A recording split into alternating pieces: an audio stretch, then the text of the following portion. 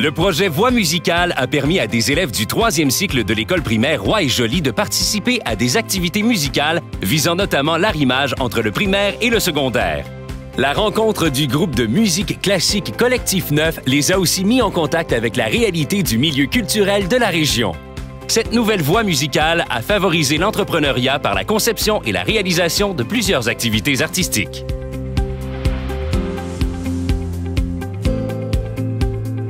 Transformer les murs intérieurs de l'école en une immense fresque murale, voilà l'objectif du projet Saint-Laurent. Accompagnés d'une artiste, tous les élèves de l'école du Grand Pavois ont exploité différentes techniques en art plastique pour illustrer une colonne d'eau du fleuve Saint-Laurent.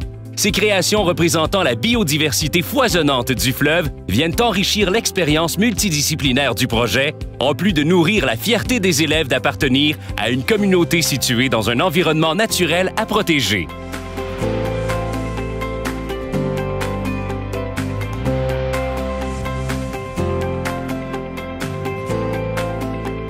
Les finissants du programme Arts et métiers de la scène de l'école polyvalente Jonquière ont actualisé leur plein potentiel dans un projet théâtral mené par le dramaturge Martin Giguère. Dès les premières rencontres, l'auteur a suscité chez les jeunes le désir de partager leurs idées pour créer une pièce à leur image. Les élèves ont peaufiné tous les aspects du jeu dramatique pour interpréter cette pièce qui raconte l'histoire d'une lignée familiale, les frappe à mort.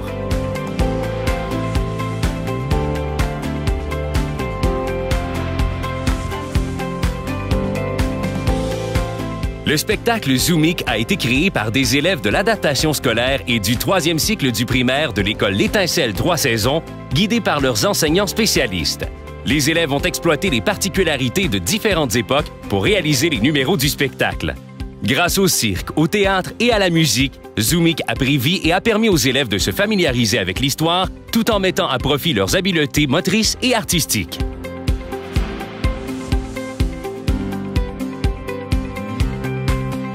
L'art grec d'Achille à Zeus a été revisité par les élèves de première secondaire de l'école Joseph-François Perrault qui ont réalisé des amphores représentant des mythes ou des légendes. L'exploration de la matière étant à l'honneur, les élèves ont utilisé divers matériaux et objets recyclés pour leur création.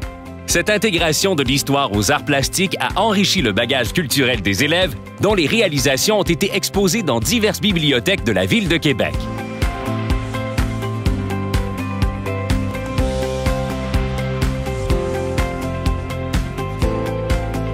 Tous les élèves de l'école de la Tortue des Bois, accompagnés par l'artiste Denis Massé, ont parcouru leur village pour réaliser une grande quête d'informations dont le but était de mettre en valeur le patrimoine vivant de leur communauté. Ces rencontres intergénérationnelles ont nourri les élèves qui ont créé un documentaire, des chansons, des vidéoclips, en plus de rédiger un journal. Au gré du projet Les Arts de la Veillée, les élèves ont aussi expérimenté la gigue, le conte, le violon et l'accordéon.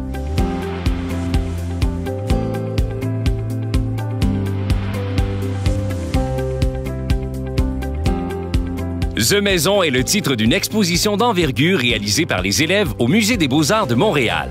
S'inspirant de la collection d'art décoratif et de design du musée, l'exposition The Maison est le résultat de l'implication des jeunes et des enseignants de l'école Saint-Henri, située dans un milieu défavorisé de l'île de Montréal. À même les murs du musée, le grand public était convié à visiter cette maison aux multiples facettes, remplie d'humour, de dérision et de poésie.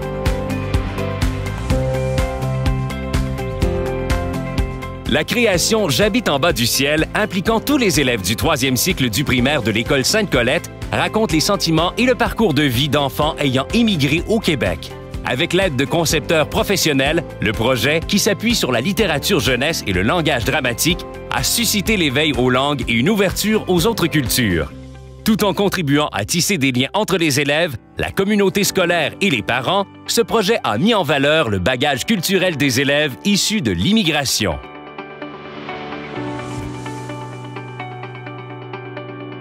Les élèves de première secondaire de l'école Lucien Pagé ont participé à toutes les étapes d'une réalisation chorégraphique. Ils ont créé la gestuelle, décidé de la scénographie et participé à la publicité de l'événement. Les élèves en multimédia ont aussi créé une œuvre médiatique interactive pour accompagner la chorégraphie. Le projet de la création à la diffusion a favorisé la collaboration avec plusieurs ressources culturelles, en plus de permettre aux élèves d'exprimer leurs idées et leur personnalité.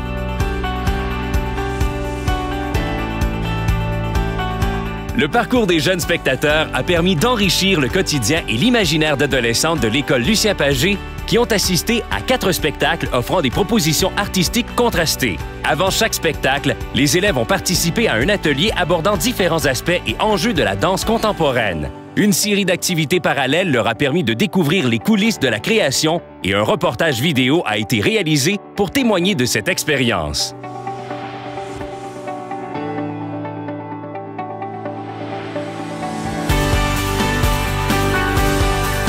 Plus d'une 50aine d'élèves d'arts plastiques de la polyvalente Le Carrefour ont participé à la réalisation d'œuvres personnalisées destinées au nouveau marché public de Val-d'Or. Pour réaliser leur création, les élèves ont utilisé différentes techniques comme le dessin, l'assemblage et la teinture. Le projet « J'embellis mon marché public » a permis aux élèves de s'impliquer dans le mouvement régional Cultura. Ces jeunes sont très fiers de voir leur réalisation exposée de façon permanente.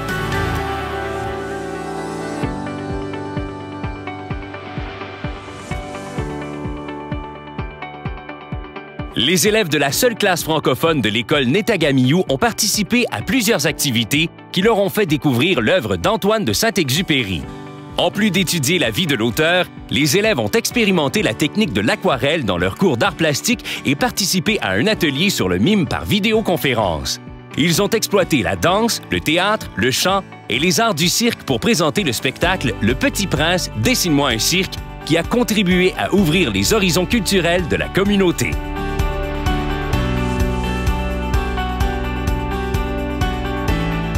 Pour sa 3e édition, le festival Au Grand Air de Bécomo a demandé aux élèves de l'école Le Ventoux d'écrire la chanson-thème de l'événement.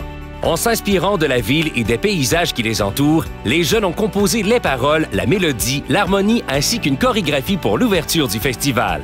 Grâce à ce projet motivant, les élèves ont développé un fort sentiment d'appartenance à leur communauté tout en repoussant leurs limites sur le plan de la création musicale.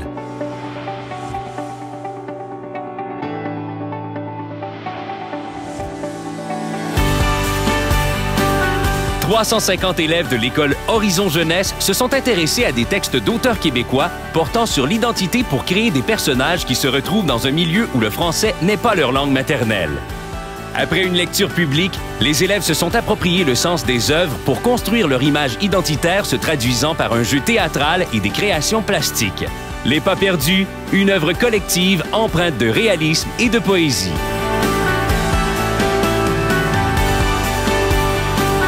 La réalisation d'une œuvre à la fois sculpturale et numérique constitue le défi relevé par les élèves de l'école Curé Antoine Labelle.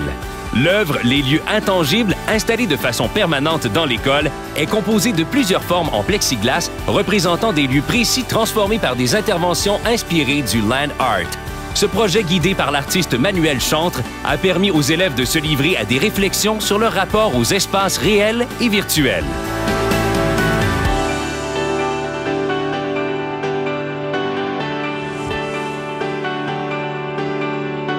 Une chanson abordant la réalité des enfants soldats a servi d'inspiration aux élèves du 3e cycle de l'école Henri Bourassa et Soleil de l'Aube pour créer de nouveaux arrangements joués à l'aide de différents instruments de musique. Pour ajouter un aspect visuel à leur création musicale, ils ont construit un scénario sur les paroles de la chanson, puis réalisé un film d'animation. Le projet Culture, ce ne sont que des enfants, a favorisé la construction d'une vision du monde autour des valeurs liées au pacifisme.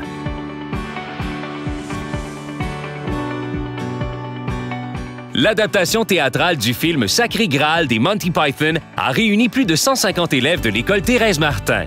Un comédien professionnel a nourri le travail d'interprétation du jeu théâtral dont le contenu historique a été abordé suivant une approche contemporaine et ludique. La représentation théâtrale était soutenue par des décors grandioses et les chorégraphies étaient accompagnées par l'orchestre d'harmonie de l'école. Cet événement a permis aux élèves de vivre une expérience multidisciplinaire d'envergure.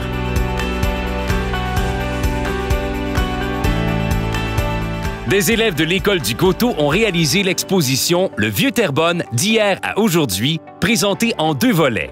Pour le volet historique, s'inspirant d'une photo d'époque, ils ont pris un cliché de ce même lieu aujourd'hui pour marquer le passage du temps. Pour le volet artistique, les jeunes ont réalisé des photos plus personnelles dans lesquelles ils font un lien entre leur bagage généalogique et les notions d'architecture acquises.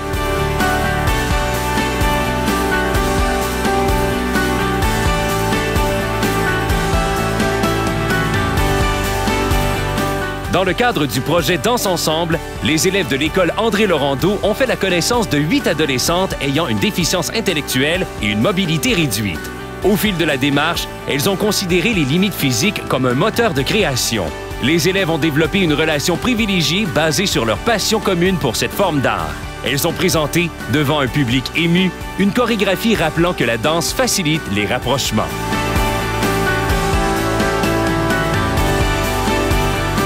L'objectif du projet Tous unis par la main était de réaliser une mosaïque qui reflète le mode de communication des élèves malentendants de l'école Saint-Jude. En collaboration avec les élèves entendants de l'école du Curé-Lequin, une artiste mosaïste a guidé les enfants pour réaliser un arbre orné de codes et de symboles exprimant l'enracinement, l'appartenance et la communication. C'est ainsi que 271 jeunes ont pu participer à chacune des étapes de ce projet d'envergure.